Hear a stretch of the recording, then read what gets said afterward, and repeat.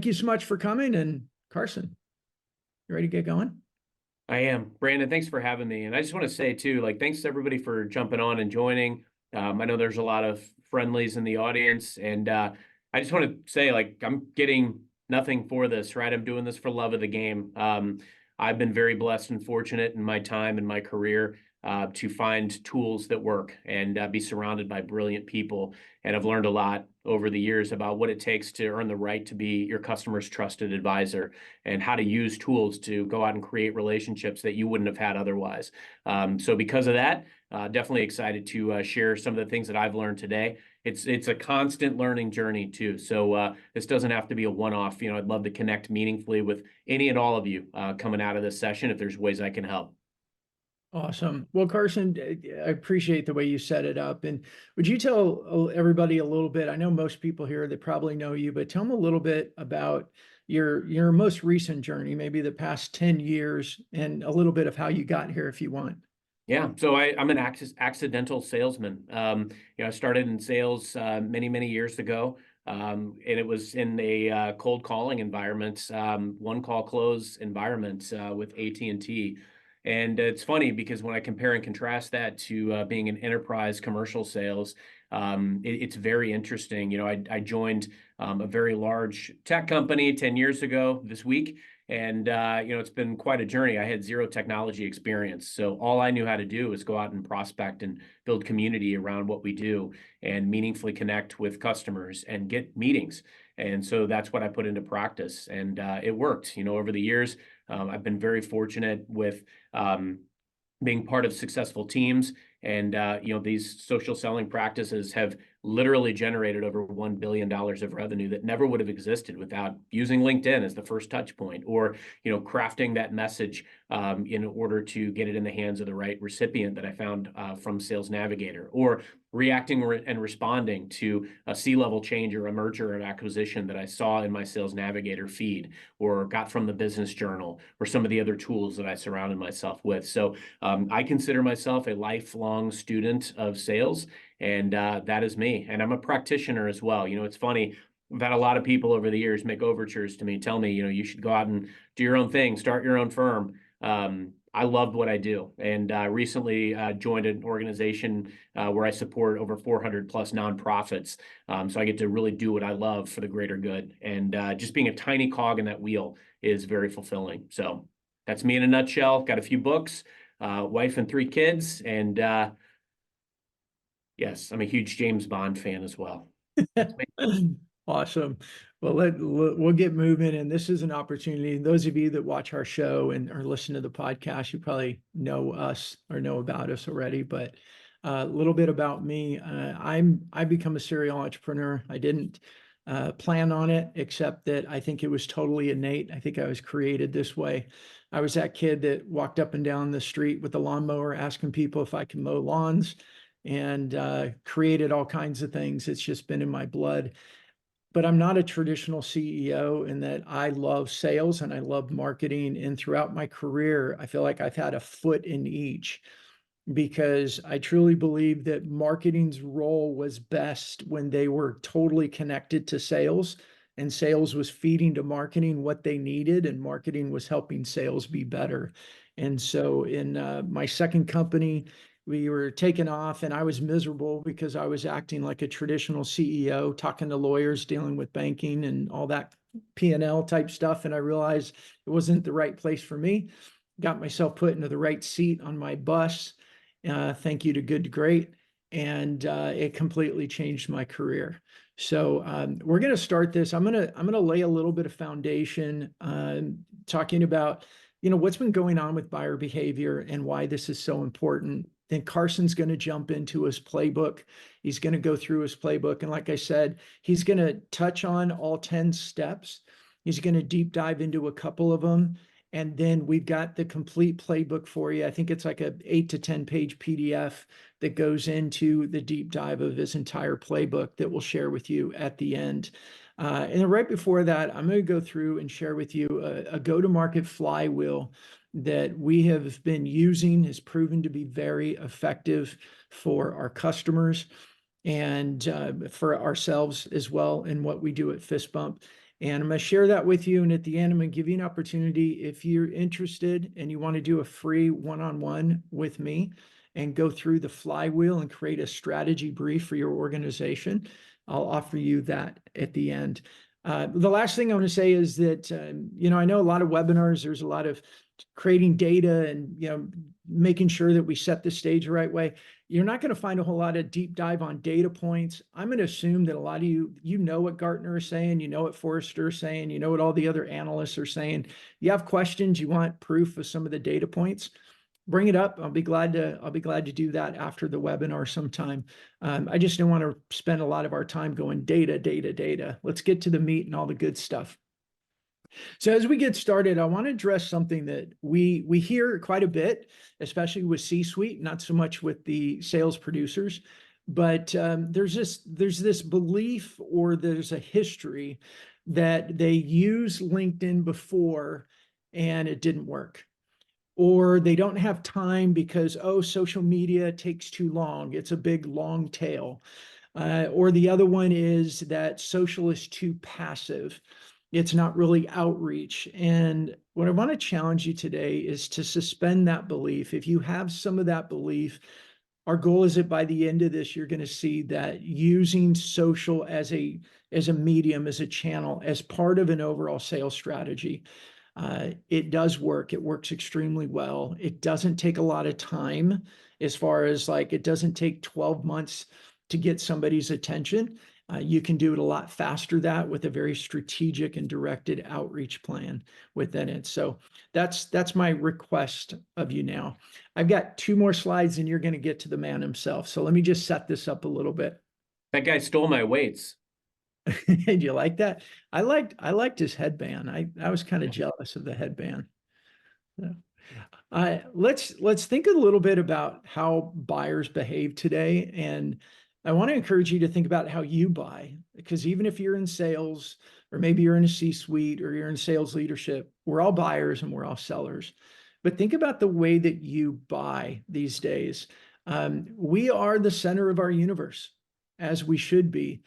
And I know early in my career in selling, I used to think I was really good at cold prospecting, until I realized that I was good at it because my buyers needed me or wanted me for information.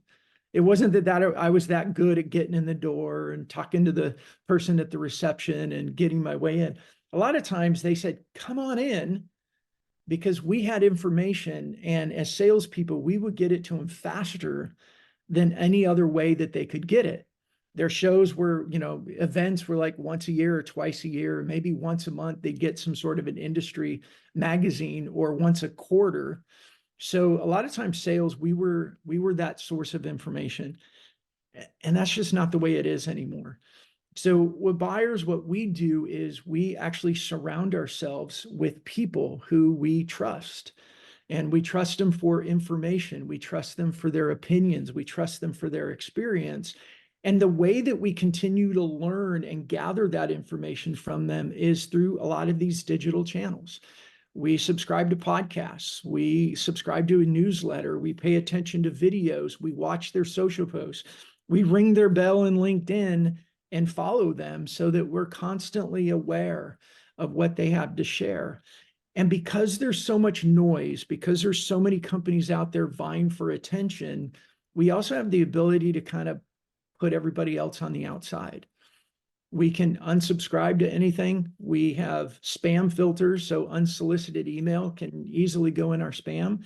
I even have things on my phone that tell me it's a suspected spam or a telemarketer, or even pulls up the name of the company. I've had a company that's called me 3 times a day for the last 4 or 5 days, and I'm not answering the phone because I'm not interested. But I'm not going to take my time to answer to tell them I'm not interested. So we have these ways to keep people out. And I refer to this as kind of our circle of trust. We have a circle, we've let people in that we trust, and everybody else is on the outside and they're trying to get in. So as salespeople, as business owners, what we have to think about is, if we are on the outside, and this is truly the way that buyers are gathering information, consuming information, learning, researching. The question is, are we doing the right activities that get us invited into their circle of trust? Or are we doing the activities that keep us on the outside? So as we move forward, I want to ask you to pause for a moment and just think about how you learn about new services, new products, new opportunities, new research, new anything. And do you answer calls from unknown numbers? Do you pay attention to emails that you didn't subscribe to or ask for? And just think about that for a minute, because a lot of times when we're talking to leaders of companies, they come to these types of conclusions that Arlene had in a one-day training that we were doing with their team, a one-day live training. And she just had this moment of realizing, you know what, the way that we sell wouldn't work with me. So we know that things are challenged, and I'm not one who speaks in hyperbole and says, oh, the phone's dead and email's dead, but I am pretty confident to say it's challenged. It's challenged for sure with cold outreach. And so there's got to be another way. Carson has found several ways to do it. And now I'm going to hand it off to you, Carson. We're going to jump into your playbook.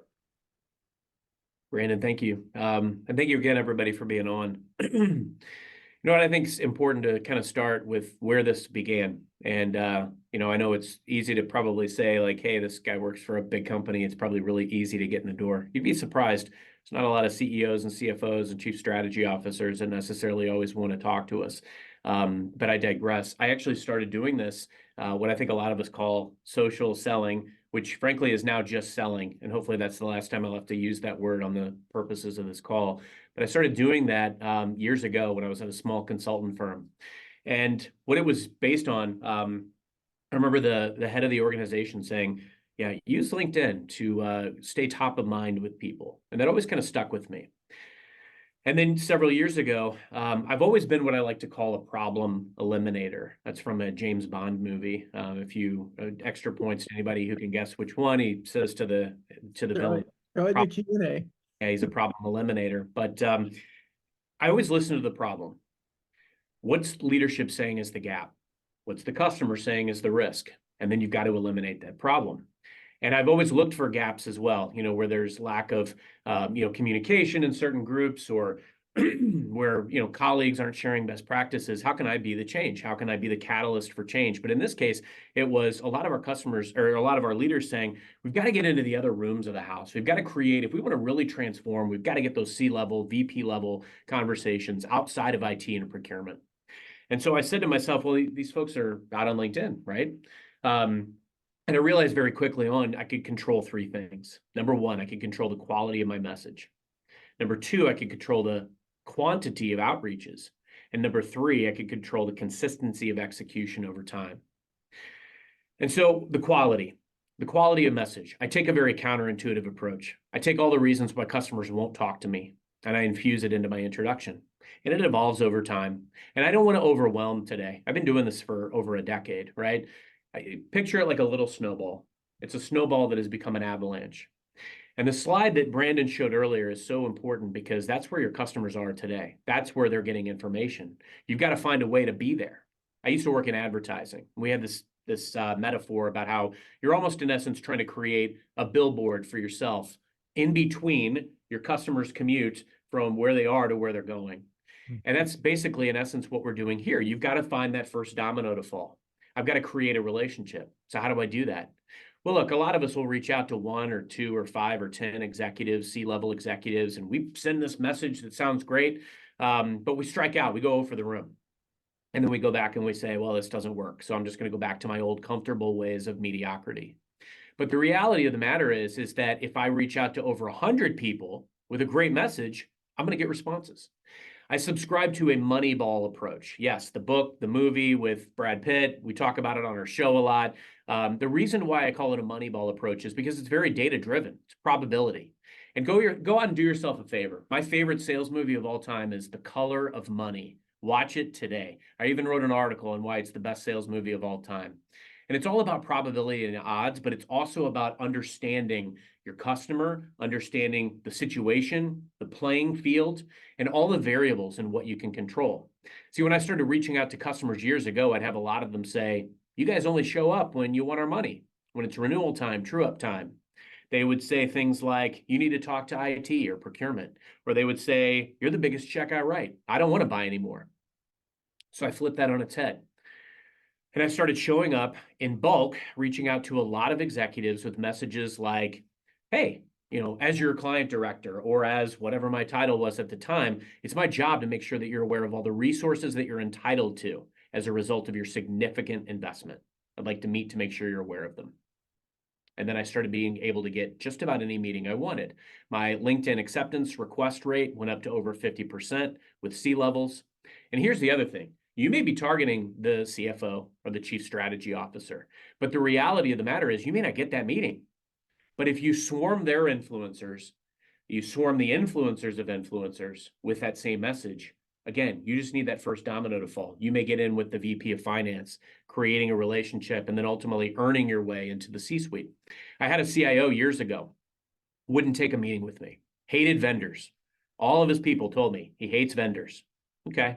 So I found somebody on the board that I was able to connect with on LinkedIn, got the meeting, actually ended up flying across the country to showcase what we were thinking, learned a lot from this board member. And then the board member introduced me to the CEO and the CFO, and they all forced the CIO to take a meeting with all of us. I brought in some of my executives, and it was testy. It was uncomfortable. Like, this stuff isn't easy. Sometimes, like Batman, you've got to be the hero that can be the villain, right? This CIO looked me right dead in the face and said, you forced me to basically tell you no to your face in front of my boss and your boss. Why? And I said, the reality of the matter is I'm here, I get paid to deliver a win for you. And unless I understand what that looks like, I'm not doing my job. I know based on all the intel that I'm getting from your organization, I'm hearing this and this and this, and this is what you're trying to create. And I know that we can help you. I know where you're stuck. I know why it matters. And I know the risk to you if this doesn't work. Give me something that I can sink my teeth into so I can earn your trust. And he did. Gave me a project. We onboarded a partner. We got the deal done. So here's the thing. You're going out to try to seek out these relationships, and you can do it with strength in numbers. The third thing you can control is the consistency of execution over time. See, it isn't all just about LinkedIn messaging. I have an Excel grid that I've in essence created to look at my entire total addressable market. When I think about a Moneyball approach, you got to think about the people. Who are the people? What are the relationships that I'm going to need to go out and get this year if I want to be successful? And I also spend a lot of time studying at the end of the year or the beginning of a new one. What worked last year? What didn't? See, I work in an environment where we're very beholden to budgeted events. But if we're not way out in front of those budgeted events and super proactive, thinking about all the other solutions that we might be able to cross-sell, upsell way in advance, and I'm talking sometimes a year, you're not going to sell anything. It's going to be an as-is renewal, and everybody loses. But if you can maximize showing up, and sometimes the greatest value that I bring to customers is that I've been here so long that I can demystify my company. I know the resources. I know the people. I can introduce them to people that would be meaningful for their organization. I don't show up talking about products or services because that's not what they want to talk about. I show up talking about what I believe would be a win for them. How could how could my company uniquely be a better partner to that organization and to that person? Are there people that I could introduce them to? Sometimes I've even introduced my competition when it was the right thing to do, when I knew we weren't the solution, but I had a friend at the competition and I made that introduction. Because again, at the end of the day, you're just seeking to become the trusted advisor. And see, I've spent very little time actually talking about LinkedIn, but it's critical. It's the linchpin, because that's where I went out and I found the people.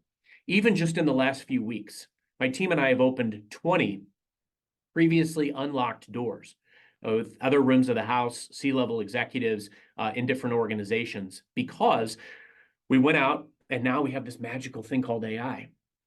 Brandon and I did a show yesterday with a gentleman, Moeed Amin, and he said something on the show, if you're not embracing technology and AI, you're going to fall behind as a salesperson. And it's true. Now, again, like LinkedIn and like these other channels, AI isn't the end all be all. But if I go out to ChatGPT or Copilot and I ask it to write me a message, a mail to this customer executive, articulating why we would be a unique and compelling partner based on this information, and then I paste their about me from their website, it will absolutely arm you in seconds with things that you can use to send a very focused, targeted mail to a handful of people. Furthermore, what I've also found is the perfect balance of focused and scale. Sending the perfect messages to people. The deal that I'm the proudest of is a 9-figure deal that closed a few years ago. And I've done a podcast episode on this, and I'm happy to share that. But the reality of it was this. I reached out to over 500 people that were director and above in this organization. They were doing relatively nothing with us. We had only IT relationships. And in fact, IT tried to keep me in a box when I started doing outreach. And I let them know, hey, respectfully, I want to champion what you're doing. You know, I get paid to make sure that I'm talking to the executives that want to talk to us, and they want to talk to me right now. So if there's things that I can take that matter to you, to them, I'm all in. And I will absolutely read you in on the things that will matter to you in your sphere. However, sorry, my screen just popped up. However, the key element that I want to do is make sure that you're aware of all the things that will matter in your sphere, and that I'm bringing the right resources to you. So I'm going to have these conversations, and so I was able to maintain that quality relationship, and then make sure that I was going out and creating executive relationships. That organization had 7 C-level changes in 2 years. And it got to the point where we did an executive briefing, and they would say, hey, if we prove this out, we'll introduce you to this person or that person. And I was able to say, oh, you mean this individual, we're already working on this project, or that individual, we're working on this project, and gave them specifics. It put us in the driver's seat because we met so many of these executives on LinkedIn by reaching out to over 500 executives with the right message. Because the last thing you can control is consistency of execution over time. So when I map these things out, I also spend a lot of time. I'm very fortunate to be surrounded by a lot of smart people. So not only do I need to know the relationships that I need externally and with customers and partners, but I also need to make sure that I know my internal sales army. Who's in it with me? Who's going to be in the boat? Who do I need in the boat? And how do I get their attention? A couple of years back, I created a program called Plays That Get You Paid. I understood how everybody in my sphere got paid. I knew their comp structure. And so I started taking that, and I started understanding. I'd go to them and say, if I'm going to go out and I'm going to create conversations for you that get you paid maximally, what are they? Arm me with what I need to go out and do that. So, and I regret, I want to go back, and I want to touch on this real quick. A lot of this is mindset that I'm talking about today. Platinum Club mindset. I start every year saying, what is it going to take for me to win Platinum Club? I verbalize it with my boss. I want to win club this year. What's it going to take? What do you need to see from me this year to get there? And I make that my mission. And I go down every day.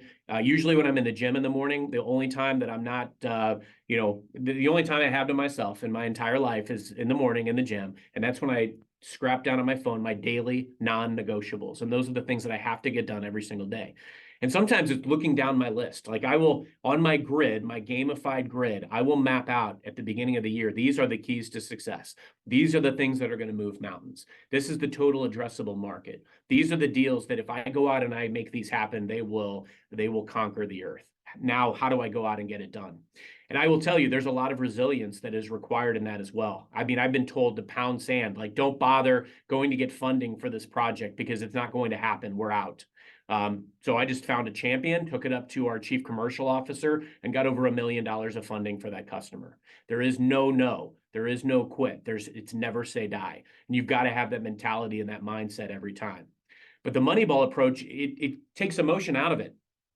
These are the deals that I need to go out and get. These are the relationships that I need. And if I get a no from this person or a no response from this person, I will swarm their influencers or I will find somebody else. Plays that get you paid. It's all about executing sales plays. Now, when we think that a sales play is of value, a lot of times we send a message and we talk about how great this product is. It's the best thing that's ever happened. It will do this, this, this, this, and this. Might not matter to your customer. Go out and read The Jolt Effect by Matt Dixon and Ted McKenna. We talk about it a lot on our show. I was mowing the grass last year listening to this, and my neighbors probably thought I was nuts because I kept stopping mowing, taking notes from this book. What it really instilled in me is that it basically, because now there's so much ability to record calls, sales calls, it's a very data-driven book where tens of thousands of calls were analyzed. And the reality is customers don't buy, not because they're married to status quo. It's because they don't want to make a risky decision, what they deem to be a risky decision, and put their reputation on the line. So you've got to make sure you understand what the risk is for everybody that you touch. What's the risk? Now, if they have a current way of doing things, and if you try to go toe to toe on the strengths of your competition, you're not gonna make it anywhere, no matter how great your product sounds. You've got to really understand what is the need that the customer has. And then I also say boldly go. I know there's probably a lot of Star Trek fans out here because a lot of us are tech nerds, right? But boldly go is not just in prospecting and breaking glass and being willing to say, hey, I have next to no relationship here just because I've got a friendly IT person that talks to me and never buys anything. I don't want to risk it and go to the C-level. Be willing to gamble the relationships that aren't leading anywhere, and do it in a respectful way. Again, like I articulated earlier, but boldly go. And that also goes for internal selling. Sometimes the most important sales we do are internal. That's why you have so much value that you bring to your customer. Hey, Mr. Mrs. Customer, I know all the resources that are available to you, and I'm going to be your biggest advocate and your evangelist. When I figure out what matters to you, I'm going to go internally and I'm going to sell why we should unlock the coffers of money and funding dollars for you, because that's the kind of relationship that I want to have with you. The money's there. It's my job to go get it for you. That's what I get paid to do. And that's the way that you can show up. Now, the reason that the tools are so important, I always like to say, before you can feast, you have to set the table. You've got to make sure you've got the right tools of the trade. Sales Navigator is super important because you can go out and you can find any customer that you want for 99% of them. You can figure out who they are, what they do. I also leverage a tool called Humantic AI, which is a bolt-on to LinkedIn, and it will give you a disc profile, a personality profile of every single customer that you go out and read. Tell you how to email them, how to talk to them. And what's great about LinkedIn is that you can find out little tidbits, what matters to these folks. I had a customer years ago who would not give me the time of day. I went out to his LinkedIn. I found out that he prided himself in doing a lot of podcasts and blogs. And there was a specialized realm that he sat in that I knew somebody internally in my organization that did something similar. So I reached out to this person and I said, hey, I love all the things that you're doing. You're obviously very prolific in this space. I'd love to introduce you to this C-level at my organization because I think there's a lot we could learn from each other. He responded in 5 minutes. I got the meeting. 6 months later, we got an 8-figure deal. Not a coincidence. These tools can arm you with actionable intel, and that's what's important. And I say go out and subscribe to everything you can. You know, I have email alerts that come in every single day on my customers and on my industry. I go out and I subscribe to multiple industry trade magazines. You see an acquisition or a merger's happening, that customer needs help. You need to reach out. Years ago, I saw a new executive was moving to St. Louis, where I live, from another city, and taking a C-level role in an organization that I was working with that up to that point had been very siloed. We did a little bit of business with them, but not much in some of their other business units because we had no relationships. I reached out immediately. I didn't offer to tell them anything about my company. I actually offered, I said, hey, I see you're moving to St. Louis. If I can help you with finding places to live, you know, any advice on where to send your kids to school, happy to do it. And would love to connect, you know, and just kind of outline our relationship and see where I can be of value. I was in his office the next week before all my competition. We signed a massive deal together, and he ended up making the decision to bring all those siloed businesses together under one umbrella, ours. And that's the kind of relationship that you want. What was crazy about that relationship, because again, at the end of the day, this is all about creating and nurturing relationships. These are the tools that you can do it with. And so Brandon's earlier slide of these folks are listening to podcasts, they're listening to trade magazines, they're doing all these things. If you're plugged into what they're plugged into, you can show up more informed. You can get the meeting. You can either get the influencer meeting or you can get in the influencer meeting's ear. The other element that I wanted to point out is what's crazy about that relationship that I earned is that after I no longer supported that customer, I actually got a call from the account team. Their renewal was late. They were stuck. They had been negotiating for months. They called me up. They said, we'll give you carte blanche to go in and get this deal done. I went in. It took me 45 minutes. I sat down. I understood very quickly what they needed, what they wanted to do. I said, do you care how this deal is constructed as long as I hit this budgetary number? These are some of the strategic levers that matter to my team and my organization. I will, you know, massage it accordingly. And we came to a deal in 45 minutes. Teams chats. if the pandemic did anything, it pushed a lot of our work into remote and hybrid, which is amazing because now I can get AI readouts and I don't have to, type up all my notes all the time. But what's also great about it is that I can, in essence, read minds. I can, in essence, add resources at a moment's notice. And so what I think is important about leveraging Teams for, being in a meeting is, in the old world, if I was in a meeting with somebody that I had set up, it might have taken a month to get that meeting. I'm sitting in the office. I realize I need to bring in a specialist. Now I can just click a button and they're there. In the old world, you'd have to schedule another follow-up meeting for a couple of weeks. That meeting might get pushed and it would go way down the road. Use these tools at your disposal to be stealth and scale. Those are the things that help me most, is that I'm able to operate. I touch probably 8,000 to 9,000 customers per week with different mechanisms that I leverage, like homegrown webinars, newsletters, and anything that I can do to build community around what I do. I use a LinkedIn automation tool called Octopus. I ran across it from a mentor a few years ago. And what it's great at doing, while it will automate a lot of stuff, you have to be careful with that because you have to make sure that you maintain your authenticity and your genuine voice. What I like to do it with is going into Sales Navigator. I can export all of my C-level contacts into this one grid in Octopus, and I can use that in order to go out and figure out what their email addresses are so that I can message executives in bulk. That is how I ultimately managed to open 20 dark doors in the last 2 weeks by going out and leveraging AI to help me write a very informed email, and then messaging the right executives that I was able to extract from LinkedIn Sales Navigator. And then lastly, reports. Reports are valuable, and anything that can show you where the total addressable market is. Those types of things are super helpful. They help you prioritize. About a year ago, I had someone on my podcast named Megan Reed, and she had a concept that she calls ruthless discipline of your schedule. See, if you follow me on LinkedIn, you probably think I'm on LinkedIn constantly. I'm not, but it looks like I am because of the ways that I've been able to find to scale. Don't discriminate against any possible way that you can connect with a customer. I became an accidental podcast host a couple years ago. I was lamenting at the beginning of the pandemic. I was like, I really miss talking about sales and leadership with people. And then I realized I can do that anytime, anywhere with anyone in the world. And so I started just publishing clips of people I knew. And people started asking me like, hey, can I be on your podcast? The real value in this, though, is that I've had customers on my podcast that wouldn't take a meeting with me to talk about my company, but they took a meeting with me to talk about being on my podcast, to talk about culture, leadership, things that matter to them. And ultimately, those ended up leading into technology center visits and then going to pilot and pipeline and opportunities and deals because I earned the relationship. It didn't necessarily look like what I thought it might. So as I kind of sum up on this slide, the key actions, all of these things beget these key actions. You've got to make contact. It's a contact sport, and there is strength in numbers and probability. I know that if I reach out to over 100 people with the right message, I'll get a meeting, and I know what I can do with that meeting, so it's worth it. And I found ways to scale so that I'm messaging 100 people with a phenomenal message and one shot, and I get the meeting every single time. Also, staying top of mind, newsletters. Passive education.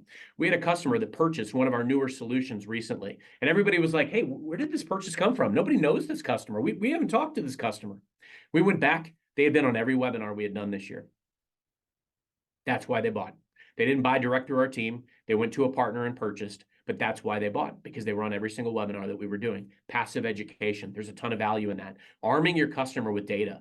Your customer, it is a buyer-centric world, and we need to be arming them with as much intel as we possibly can, even if it's passive education, and then showing up with immediate value. I don't show up trying to talk about my company. I show up trying to talk about how I or my company can be a unique resource or value to them that they're not thinking about. And that's how I get the meetings that nobody else can. That's how I get the deals that people say, you'll never get this deal. I covered this customer for years. You'll never get this deal. They will leave you at the altar. And I got the deal done. Brandon? You're on mute, sir. Somebody's got to do it on every call, man. That's right. It was me. I'm glad it was you. Yeah. Hey, we're running a little bit out of time. We're running long as usual, but that's okay. Could you address something on the content, on the reports? Because I know we've talked a lot about, you've got content topics from reports, from data, from a bunch of things, and you run kind of a monthly to a quarterly kind of theme with what you do. How important is that for really adding that value and serving your clients and moving yourself from they don't really want to talk to you to, oh my gosh, I need to talk to Carson? So I've got another one of my mentors, Radhika Shukla. If she's gone, shout out. She instilled in me that if anything's worth doing, it's got to be tracked. And so, I keep a lot of reports. I realized I ran this Plays to Get You Paid a couple of years ago, and it fell flat. It was a great idea. I patted myself on the back for having this great idea, but it didn't work. And I looked at it and I said, why didn't this work? And then I realized we kind of ran out and came out of the gate strong, but there was no touch point. So we set up biweekly touch points for all of the different plays, and we reviewed what have we done, what's worked, what didn't, what's changed, what's top of mind right now, and then where are we going? And also there's a seasonality to it. I'm cognizant I'm probably talking to a lot of partners, and your goal is to get attention of a seller, right? So you want to show up caring about what matters to them. And so the key element is knowing the seasonality, right? Like right now at this point of the year, I know what I can still do to impact this year. I'm also planting the seed for my next fiscal year, which starts in July. So knowing the seasonality, knowing these reports, knowing the reports that show me the total addressable market or the total open seats or whatever it is, reviewing these things on a regular basis and being very intentional with scheduling time. I schedule time for myself a lot for these types of things. I'll do working sessions with my team where we'll just do. And those are the types of things that really help me when it comes to reports. Awesome.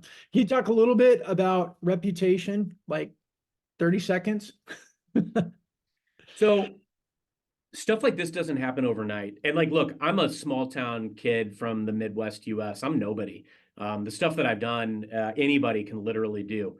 All I've done is just obsessively use tools to create relationships and nurture relationships. But what's happened as a byproduct of that is a few years back, I started sharing stories of how I was finding success. Here at my company, we focus a lot on impact and outcomes and broad impact at that. So what's helped me tremendously, and I know I straddle a unique line, right? I'm an influencer in the sales community, but I also work with customer executives, nonprofits, partners, et cetera. I serve a lot of audiences, and I try to throw bouquets to all the crowds, right?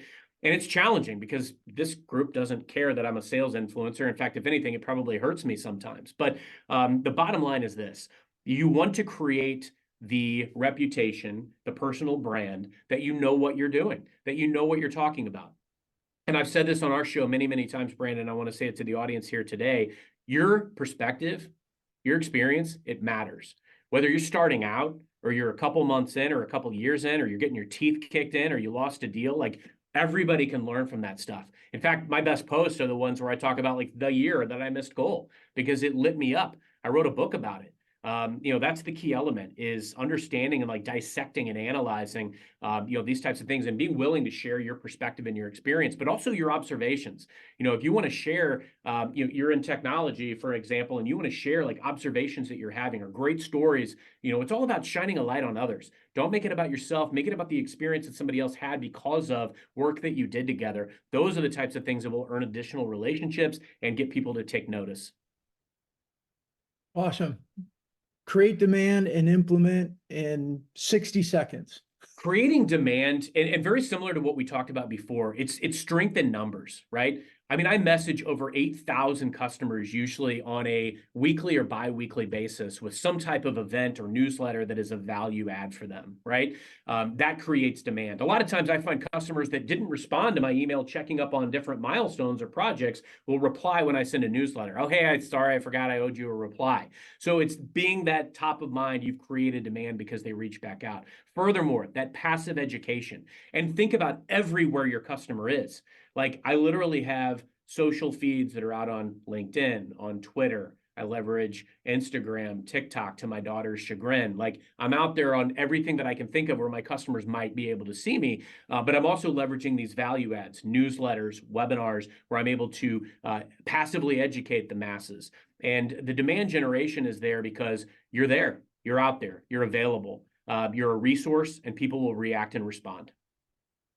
Awesome. Well, Carson catches his breath and grabs a drink of water. I'm going to go through a couple slides on the modern flywheel to fuel your funnel. And then we'll get to Q&A. There's some great questions in there, Carson. You can take a look at some of those. Um, what we've been doing Carson and I have been working together for 2 years now on the show. And I came into it with a playbook. Carson has his playbook. I kept learning from Carson and tweaking and learning and tweaking. And where we got to is implementing what we call our modern flywheel to fuel your funnel. And it really starts with having your named accounts or your targeted leads. As I said at the beginning, too often we think of social and we think of it as just being kind of light and fluffy. It's not targeted. It's not as good as outreach. Like in a cold call, I know who I'm calling, but we can take the best of the offline world and apply it into the online world. So we know exactly who we're trying to influence. And I know I hear a lot of times, yeah, but our customers never publish. Not a problem. We know that 98% of people on LinkedIn do not publish consistently. But those that are logging in, they're paying attention to content. You have the opportunity that it could be your content, but you also have the opportunity to go comment on other people's content who your targeted list or your name accounts are paying attention to. So when you're paying attention to who are the consultants, who are the speakers, who are the CEOs in the industry who are creating content, knowing that most people in the industry are paying attention to them, well, now you know where you can go and be active. So that's part of your targeted list. It's partly your prospects, but it's mostly looking at who influences them. And then looking at your quarterly, call it a report, call it a content. Here's what's the key here. This is content that's not about you. It's not about your company. It's not about your services, because our buyers, they don't care about it. This is getting information that is truly, and there's a lot of trite words out there, adding value and all. Great, it's true. But if you're not really adding value, you're not really giving them things to be thinking about. Hey, this is coming. This is what's going on in your industry. This is what you need to be preparing for. This is what other companies are doing to win. If it's not that type of content, it's going to go one ear out the other. They're going to ignore your posts. They're going to ignore your emails because they don't want to talk about you. That's what we talked about at the beginning.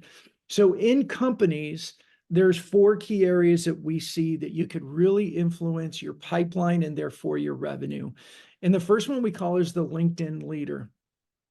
Now, if you're in an organization and you're a producer and your C-suite or your sales leadership just aren't active on LinkedIn, then you might need to step up and be that LinkedIn leader. But this is where you are using your LinkedIn activities, creating content, commenting, being involved in all the right conversations with the right people, and that whole trickle down effect. I can't emphasize this enough. If you're listening, if you're going in and ring the bell of the big consultants, speakers, authors, influencers in your industry, and you get that notification and you go and you start commenting and engaging with them, your own credibility and reputation in the industry will skyrocket because you're associating with the people who influence and move that space. I want to tell a quick story there too, Brandon, about, I learned a lot from Brandon as far as the value of commenting. And a couple of years back, I had an influencer that I followed at an organization that was a customer of ours. And I wanted this relationship desperately.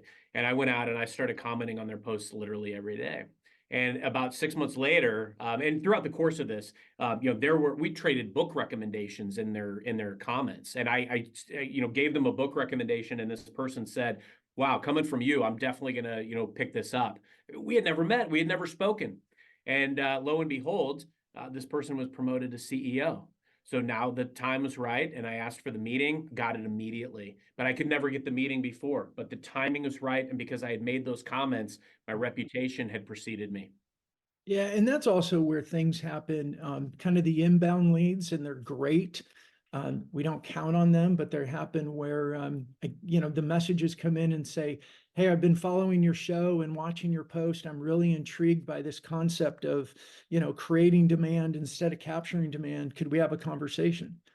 right? It's that reputation from your consistency that opens up a lot of doors. The next one with organizations is, we call it the evangelist. It's when key stakeholders, sales, customer success, operations, leadership, whoever it may be on your team. But when they become those evangelists around your company, they also have some LinkedIn mastery. They're sharing content from their own perspective, in their own voice, about what they're thinking and observing in the industry, what they're hearing from customers. They're also commenting. You get in any organization, you get 5-10% of the people, depends on the size of your organization, that are actively and consistently in LinkedIn commenting and publishing content. You start to build this social domination where every time people in the industry look up, they are running into you and your colleagues and your organization. And we have two other ones. I'll move through these fairly quickly, but once you start doing the first two, you realize that there's plenty of other opportunities. Influence domination is what we learned from our show. As we started getting on and going live and turned it into a podcast, and realizing that it created all this content that we could share consistently, but it also opened up a lot of doors. Like this webinar that we're doing today, a lot of you have learned about us from our show. You may not have found us otherwise. You may not have responded to cold emails or ads that we would place and say, come to the webinar. We did no paid advertising for this, and we had over 150 people register. So getting your live show and a podcast, it's like being on a weekly stage. It's like paying that big sponsorship fee for the big event so that you can have a breakout session and bring a bunch of people into a room with you on stage. The only difference is you get to do it every week, and it's not nearly as expensive as those big partnerships. And then on the booth magnet, we've created some really interesting ways of using a lot of this LinkedIn activity and content in order to get very, very focused on show attendees 60 days before a show to 30 days afterwards, and really drive a lot of traffic into booths. We had a Microsoft partner we worked with last fall where we did this, and we ended up with a 400% of their goal for qualified pipeline. And about 4 months into their calendar year, they were about 120% of their revenue goal, only 4 months into the year. So I'm going to wrap up with this, and then we're going to go to Q&A. There's some great questions in here, Carson, for you, but this is the way it looks practically. And I think this is really important to understand, that when we think about a funnel, it's usually this: as many people as we can get at the top, and through some nurturing campaigns, a few people are going to come out at the bottom. But based on the way buyers buy today, based on the way they behave, we have to think differently. We can't push them down a funnel, but we can influence them through the activities that we do. If we go back to that beginning screen where I talked about this buyers, how they behave, and the circle of trust, we need to change our behavior, our outreach activities, in order to get invited into that circle of trust. And this is the way that we look at it. We call it it's a matrix. Tom created the foundation of this matrix in his book, The Revenue Zone. We've always known that as salespeople, we have to think about how to be known and liked and trusted. But now we got this new variable, this new axis, that simultaneously our content has to be creating awareness to who we are, developing some interest in what we do, and ultimately, hopefully, creating demand. So our first step really and this is where LinkedIn is so powerful, with content we produce and commenting, can we create connections with people? Now, I like to differentiate between a connection and a healthy connection. Any of us can send a cold connection request and we go, woohoo, got the connection. But what's the likelihood of that person talking to you? And I'm not, I don't want to badmouth like the cold messages that go out saying, hey, thanks for connection. Now that, let's have a call. But for me, I just don't answer those. I don't have time. I don't care, because somebody thinks that I should spend my time with them. So it's more about how do we use our LinkedIn activity, creating content, commenting, being active, being known to get connections that are more healthy. And then through the ongoing process of creating content, commenting, being who we are, sharing great information, can they move themselves? Can we influence them moving to a point where they're willing to either converse, have a chat, or at least start engaging with our content? So as we're publishing content, they're starting to comment on our content. They're starting to engage because we're providing content that truly adds value to them. It actually captures their attention, and they're engaging with it because they want to, because they find it valuable. And then as we're doing that, are we helping to create that desire to learn?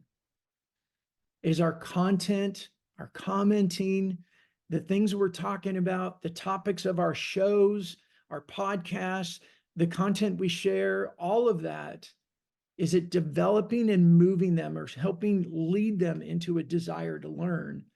And then ultimately to a point where they're like, you know what? I'm willing to have a conversation. I'm ready to talk about potentially doing business with you.